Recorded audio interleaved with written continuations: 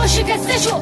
به 15 سال بره از شهر هراتون جنب برا مادر خواسته گریمه گیجو ماتو من زیادم و رسم ازدواج دختر با پول میفروشم بدون حق انتخاب آله وقت پیدم خارج آب نونه هر کی پول بیشتر بده دختر مال اونه اگه میفهمیدم به خارج بر حساب میکنیم اگه میفهمیدم لقمه ها بر حساب میکنیم با شکم گرستم سفره برمیگشم یا که تمونه قضاهاش مار برمیدشم مثل کل دخترام هم تخونه بندیم از چشم خانواده اون بردم گسپنده لندیم که هر دم تاکید میکنه که وقت فروش بره من آدم هم به خدایی هم چشم گوش بره کجا دیدین گسپن از کشتن خوشاکی باشه کجا دیدین گسپن اینقدر احساساتی باشه به خدا نمیتونم از شما دور باشم این بخش ما نمیفروشم من تو مجبور باشم ولی شما آخه چی بگم بفهمم بر به دنیا آورده با حتی چی بودم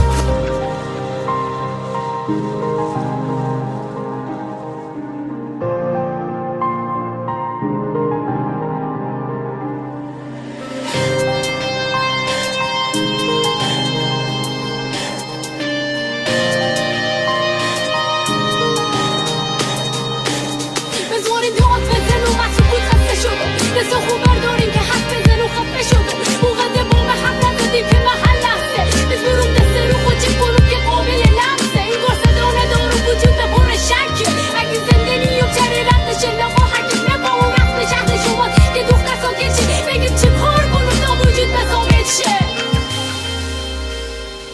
شاید فرار یا خودکشی اصل حماقته آدم چاره ای نداره وقتی بی حمایته اما تار موها برم که کنده باشه این کار نمی کنم که سرف کنده باشه اگه فروش ببری شما جای خوشحالیه سعی میکنم دروغ بگم همه چی عالیه مگه از خدا من لبخند باشه بله باشه ما اگه لبخند دارم عوض شه باقی باشه ما اما ای کاش قرآن بره شما مرور شه کاش بفهمیم نگفته زن بری فروشه شما شاد باشیم به محتاج به آرامشم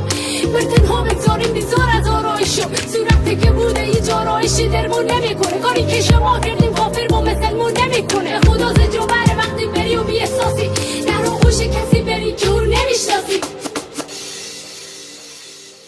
دیگه ادامه دادن حرفا هم به سختیه بریم خوشی شما نهایت خوشبختیه اما به من نگاه و جریمه از یاد نبر کسی که با غرص آب بالا سر ما بود تا سحر بمیرم و از لطف شما دست پرم اما نگرانم شما دست کی بسپرم